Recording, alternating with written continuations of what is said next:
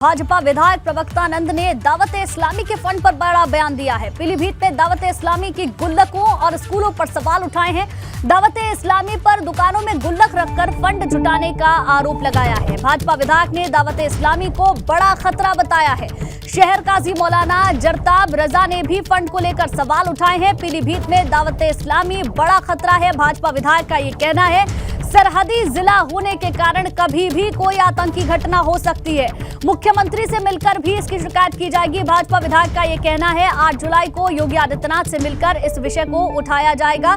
भाजपा विधायक ने कहा है, उदयपुर की वारदात के बाद सुर्खियों में इस्लामिक संगठन दावत-ए-इस्लामी आया है और एक बड़ा आरोप अब लग रहा है। कहा यह जा रहा है कि दावत-ए-इस्लामी बड़ा खतरा है। जगह जगह पर दुकानों में गुल्लक रखी जा रही है और आतंक के लिए फंड जुटाया जा रहा है। देखिए, तस्वीर भी हम आपको दिखा रहे हैं। इस दुकान पर आप देख सकते हैं, कोने में एक गुल्लक रखा हुआ है और इसी गुल्लक में फंड जुटाने का जो बात है भाजपा विधायक की ओर से कही गई है। जिलों में कई जगह इनके डिब्बे रखवाए गए हैं, जिसे हम लोग दान पात्र बोलते हैं। उसमें ये लोग पैसा इकट्ठा करके भेजने का काम भी करते हैं। ऐसी चीज़ें भी संज्ञान में आई हैं। ये बड़ा ही संवेदनशील मामला है। इसे मैं पूरी तरह से माननीय मुख्यमंत्री जी के संज्ञान में दूंगा और मैं उनसे प्रार्थना करूंगा इस पर गंभीरता से विचार किया जाए और ऐसे लोगों के खिलाफ कठोर से कठोर और सख्त से सख्त कार्रवाई होनी चाहिए। प्रेस मीडिया के जरिए सभी तरीके से मैं आए दिन मैं इसका विरोध करता रहता हूँ।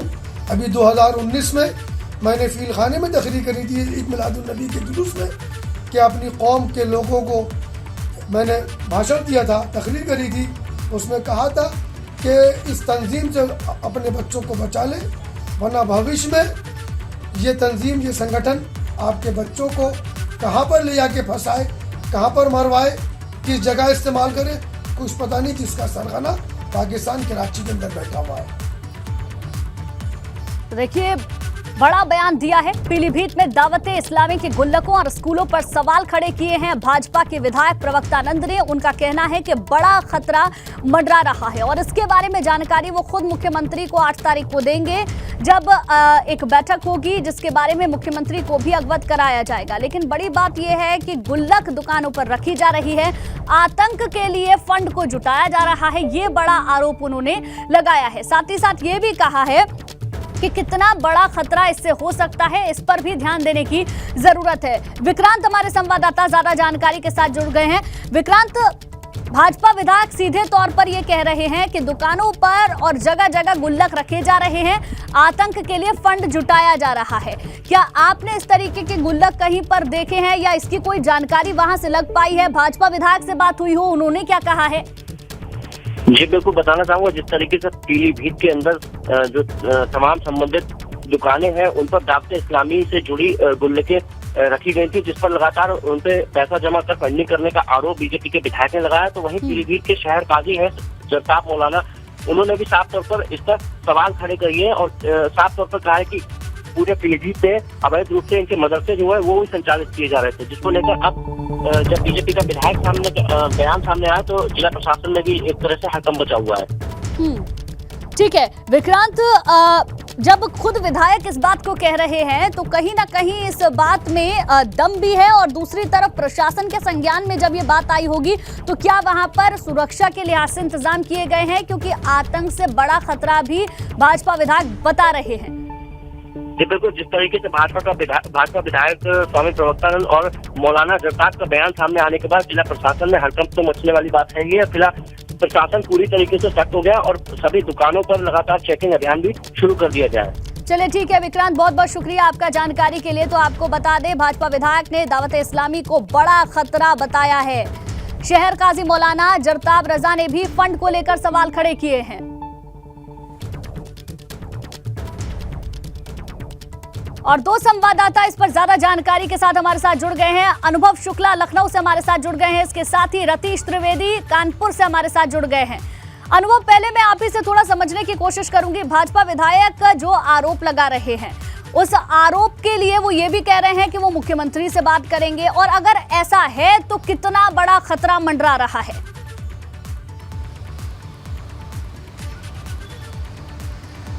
देखिए, ये दावते इस्लामी कब चर्चा में आया? जब उदयपुर में वारदात हुई उसके बाद ये चर्चा में आया। और अब जिस तरीके से ये पीलीभीत में बड़खेड़ा है, वहाँ से विधायक है स्वामी प्रवक्तानंद, इन्होंने साफ तौर पर सवाल खड़े कर दिए और आधार बनाया है जो वहाँ पर मौलाना जरताब उनके जो बयान पहले रहे हैं उसको आधार बनाया है। अब प्रवक्तानंद ये कह रहे हैं कि वो मुख्यमंत्री से मिलेंगे 8 जुलाई को और इस पूरे मामले में शिकायत करेंगे। उनके मुताबिक जो पीलीभीत है वहाँ पर दावते इस्लामी ने एक स्कूल खोला जो कि कहीं से मान्यता प्राप्त नहीं है। वहाँ पर शिक्षा दी जा रही है। अब कौन सी शिक्षा दी जा रही है, दीनी शिक्षा दी जा रही है या किस तरीके से शिक्षा दी जा रही है, इस पर भी वो सवाल खड़े कर रहे हैं। मौलाना जो है जरताब वो भी उस पर सवाल खड़े कर रहे हैं। और जो फंडिंग का तरीका है उसमें इनका कहना है कि वहाँ पर जो सार्वजनिक स्थान है, जो बाजार है, वहाँ पर गुल्लक लगाया गया, दान पेटी लगाई गई, लोग उसमें पैसा देते हैं। अब इस पैसे का इस्तेमाल कहाँ हो रहा है, बीजेपी के जो विधायक हैं वो कह रहे हैं इन सारी चीज़ों की जांच होनी चाहिए। वहीं जो जरताब मौलाना है वो भी साफ तौर पर कह रहे हैं कि हमने तो पहले ही कहा है, पहले ही आगाह किया है, प्रशासन को भी किया था, सरकार के लोगों को भी किया था कि भाई इसको देखा जाए, ये जो पैसा है वो कहाँ जा रहा है, किसकी फंडिंग हो रही है। आपको याद होगा जब अभी उदयपुर की जो घटना हुई उसके बाद ये संगठन है इसका कानपुर कनेक्शन की बात सामने आई कि वहाँ पर भी लोग हैं जो इससे जुड़े हुए हैं। और कानपुर में अभी किस तरीके से कुछ समय पहले इसी तरीके से जो धार्मिक कट्टरपंथी थे उन्होंने किस तरीके से धर्मांतरण की साजिश रची, तमाम सारी चीज़ें हुई, वो भी वहाँ सामने आया।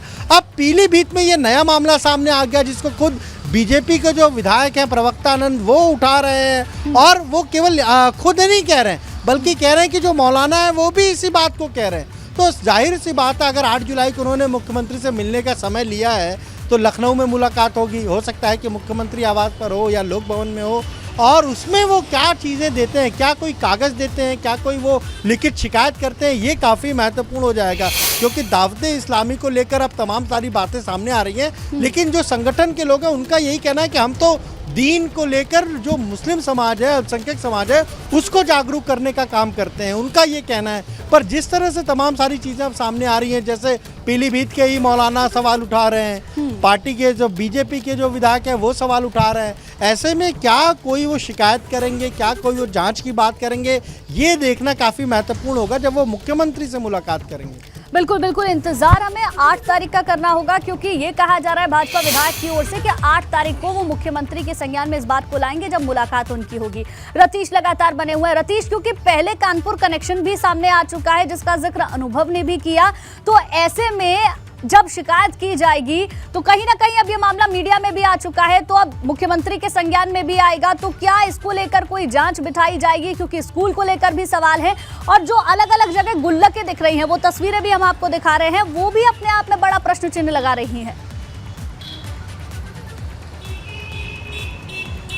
देखिए, दावते इस्लामी एक आतंकवादी संगठन है, इसमें कोई शक और शुबा नहीं है। और दावते इस्लामी ने कानपुर के भी मुस्लिम क्षेत्र में वही जिसे गुल्लक कह रहे हैं, बॉक्सेस कह रहे हैं, उसके लिए डोनेशन लेने के लिए बॉक्सेस लगाए थे। चमनगंज का इलाका हो, बेकनगंज का इलाका हो, 1 साल पहले हमने अपने दर्शकों को ये दिखाया था उन गुल्लक के माध्यम से कि दावते इस्लामी यहाँ से फंड इकट्ठा करता है। और ये पाकिस्तान का संगठन है। पाकिस्तान का संगठन हिंदुस्तान के मुस्लिम बाहुल्य क्षेत्रों में अपने बॉक्सेस लगाता है, डोनेशन के बॉक्सेस लगाता है, अपने आप को NGO बताता है और पैसे इकट्ठा कर रहा है। उदयपुर की घटना के बाद ये इस्टेब्लिश हो गया है कि दावते इस्लामी से जुड़े 2 लोगों ने ये काम किया है और दावते इस्लामी का कनेक्शन कानपुर से निकल के आया है। DGP राजस्थान ने साफ तौर पर यह भी कहा।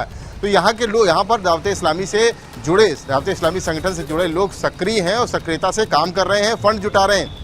भारत का पैसा पाकिस्तान जा रहा है और पाकिस्तान से आतंकवाद के रूप में पोषित होकर के वापस उत्तर प्रदेश और देश में आ रहा है। तो ये बड़ी खतरनाक साजिश है और इस साजिश को जांचने परखने की ज़रूरत है। हालांकि खुफिया एजेंसियां इस बाबत लग चुकी हैं। सूफी खानका एसोसिएशन कानपुर में जो राष्ट्रीय अध्यक्ष हैं, उन्होंने इस बाबत पहले भी अलर्ट किया था, पुलिस को सतर्क किया था, जिला प्रशासन को ये बताया था और उस वक्त भी जांच की बात कही गई थी, लेकिन ज़्यादा संजीदगी से इसको नहीं लिया गया, ज़्यादा गंभीरता से इसको नहीं लिया गया और इसके अंजाम अब देखने को मिल रहे हैं। दावते इस्लामी के बारे में साफ तौर पर यही कहा जा सकता है कि एक आतंकवादी संगठन है जो भारत में पोषित हो रहा है। भारत के लोगों से पैसा लेकर के इसको पाकिस्तान भेजा जाता है और उसके बाद आतंकवाद के रूप में यह सीमा पार से हिंदुस्तान में आता है और यहाँ के लोगों को चोट पहुँचाता है, उनका कत्ल होता है और तमाम इलीगल एक्टिविटीज़ को होता है। जिस तरह से पीलीभीत में मामला निकल के आया है, तमाम शैक्षिक संस्थाएं भी दावत इस्लामी संचालित कर रहा है, क्योंकि वो खुद के NGO बताता है। लेकिन वहां पर क्या शिक्षा दी जाती होगी ये आप खुद समझ सकते हैं और दर्शक भी समझ सकते हैं। इसकी पूरी इन्वेस्टिगेशन करने के लिए शासन स्तर से बातचीत हो रही है और आगे खुफिया एजेंसियां हैं वो भी अपना काम कर रही हैं, लेकिन इस पर जल्द एक्शन की जरूरत है। हाँ, ये देखने वाली बात बहुत ही होगी कि खतरनाक क्या कोई जांच की जाती है। अनुभव के पास में लौटना चाहूंगी। अनुभव, क्योंकि जो भाजपा विधायक है वो इस बात को भी कह रहे हैं पीलीभीत सरहदी जिला होने की वजह से वहां पर बड़ी आतंकी घटना भी हो सकती है, जिसका अंदेशा वो खुद जता रहे हैं। देखिए, बिल्कुल पीलीभीत जो है वो तराई का इलाका है, बॉर्डर का इलाका है, और कहीं ना कहीं इस तरह की जब गतिविधियां होती हैं तब कहीं ना कहीं इस तरह की चीज़ें वहाँ सुरक्षा और बढ़ जाती है। हमने जब भी देखा हाई अलर्ट हो तो पीलीभीत में जो है जांच ज़्यादा बढ़ जाती है, सुरक्षा के इंतजाम और किए जाते हैं। पर अब ये बड़ा आरोप लगा रहे हैं खुद बीजेपी के जो विधायक हैं, और अगर वो इस तरीके की चीज़ें वहाँ पर संचालित हो रही हैं तो जाहिर सी बात है बॉर्डर का इलाका है, फिर नेपाल भी करीब में ही है, तो क्या कहीं ऐसा तो नहीं है कि कोई वाकई इस तरह की चीज़ें वहाँ की जा रही हैं? अब गुल्लक लगाया है, पैसा आप ले रहे हैं, उस फंड का इस्तेमाल कहाँ कर रहे हैं? क्या उसका कोई ऑडिट हो रहा है? क्या वो कोई रिपोर्ट दे रहे हैं? और जो स्कूल जो खोला है उन्होंने, वहाँ किस तरह की शिक्षा दी जा रही है? तो ये काफ़ी महत्वपूर्ण है, और अगर इस तरह के कुछ साक्ष्य हैं बीजेपी के विधायक के पास तो ये एक बड़ा मामला हो सकता है, और उसके आधार पर प्रदेश के अन्य जिलों में भी जांच की जा सकती है। अगर बीजेपी के विधायक ऐसी कोई जांच की मांग मुख्यमंत्री से मिलकर करेंगे तो जाहिर सी बात है कि प्रदेश के अन्य जनपदों में अगर ऐसी कोई दावते इस्लामी की जो सक्रियता है या कोई उनका इस तरह का काम चल रहा है तो उसकी भी जांच की जा सकती है। क्यों? क्योंकि ये देखिए सुरक्षा से जुड़ा हुआ सीधा सीधा मामला है। बिल्कुल बिल्कुल अनुभव, सुरक्षा से जुड़ा हुआ मामला है, इसलिए जांच बेहद महत्वपूर्ण हो जाती है। और जब खुद भाजपा के विधायक इस बात को कह रहे हैं तो अब देखने वाली बात होगी कि जांच कब तक होती है। मुख्यमंत्री के संज्ञान में आने के बाद इस मामले में आगे क्या मोड़ आता है। शुक्रिया अनुभव आपका ज्यादा जानकारी के लिए। रतीश, आप हमारे साथ बने रहिए, आगे भी आपसे जानकारी लेंगे। तो अगली जो खबर है कानपुर से खबर, जहां 3 जून को हुई हिंसा के मामले में बड़ी छापेमारी की गई है। क्राउड फंडिंग के आरोपी मुख्तार के परिवार वालों की तलाश की जा रही है। मुख्तार की बेटी आयशा की तलाश में 2 टीमें दबिश दे रही हैं। आयशा के ससुराल के लोगों सहित कई लोगों से पूछताछ भी अभी तक हो चुकी है। तो आपको बता दें 3 जून को कानपुर में हिंसा भड़की थी और अब उस मामले में बड़ी छापेमारी की जा रही है। क्राउड फंडिंग के जो आरोपी हैं मुख्तार के परिवार वालों की तलाश हो रही है। मुख्तार की जो बेटी है आयशा की तलाश के लिए 2 टीमें लगातार दबिश दे रही हैं। आयशा के ससुराल के लोगों सहित कई लोगों से अभी तक पूछताछ हो चुकी है। लगातार टीम काम कर रही है। क्राउड फंडिंग के आरोपी मुख्तार के परिवार वालों की तलाश हो रही है, जिसमें कि उनकी बेटी भी शामिल है। और रतीश हमारे संवाददाता ज्यादा जानकारी के साथ लगातार हमारे साथ बने हुए हैं। रतीश, लगातार दबिश दी जा रही है। 2 टीमें आयशा के लिए लगाई गई हैं जो कि मुख्तार की बेटी है। कितनी कामयाबी उसमें हाथ लग पाई है, कितना अपडेट है अभी तक?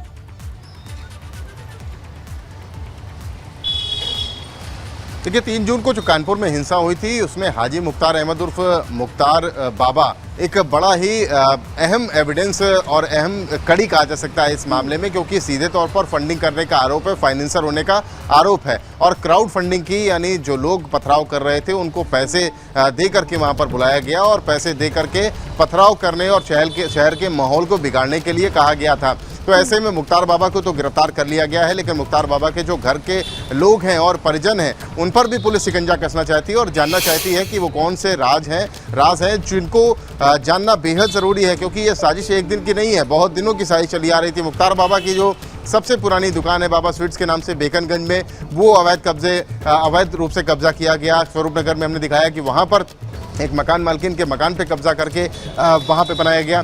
तो ये सब चीज़ें, प्रॉपर्टी जो अवैध रूप से कमाई गई थी वो कहीं छिन न जाए, शत्रु संपत्ति के रूप में भी उसको चिन्हित किया जा रहा था। तो अपने साम्राज्य को बचाने के लिए एक ऐसी साजिश में शामिल हुआ गया या साजिश को रचा गया ताकि कानपुर में हिंसा हुई। ऐसे में मुख्तार बाबा के परिजनों के बयान भी बहुत ज़्यादा ज़रूरी हो जाते हैं और आयशा जो उनकी बेटी है मुख्तार बाबा की, उसको पकड़ने या उससे पूछताछ करने की भी पुलिस कोशिश कर रही है। हालांकि जो दूसरा फाइनेंसर है बिल्डर हाजी वसी, उसके बेटे रहमान को ज़रूर पुलिस ने गिरफ्तार कर लिया है 3 दिन दिन SIT ने उससे पूछताछ भी की, लेकिन ये सभी लोग बड़ी अहम कड़ी हैं इस पूरे मामले में। जी ठीक है रतीश, बहुत बहुत शुक्रिया आपका पूरी जानकारी देने। जहां निजी ब्लड बैंकों पर शिकंजा कसने की तैयारी की जा रही है, FSDA ने सभी निजी ब्लड बैंकों को नोटिस जारी किया है। नोटिस जारी कर पूछा गया है कि उनके यहाँ खून की आपूर्ति कहां से हुई, इसका रिकॉर्ड भी तलब किया गया है। सभी निजी ब्लड बैंकों को 3 दिन में जवाब देना होगा और जवाब नहीं देने पर उनके खिलाफ कार्रवाई भी की जाएगी। तो आपको बता दें, निजी ब्लड बैंकों पर शिकंजा कसने की अब तैयारी कर ली गई है। FSDA ने सभी निजी ब्लड बैंक्स को नोटिस जारी कर दिया है।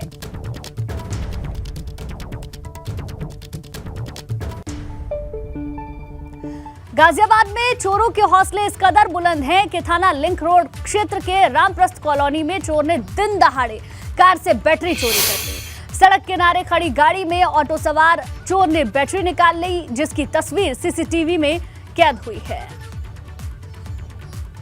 देखिए, CCTV फुटेज भी हम आपको दिखा रहे हैं। चोरों के हौसले किस तरीके से बुलंद हैं, इन तस्वीरों में आप देख सकते हैं।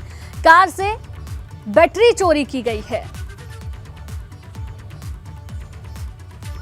और बैटरी चोरी करने के बाद ये चोर फरार हो गया है, लेकिन ये जो पूरी घटना है पास लगे CCTV कैमरे में कैद हो गई है।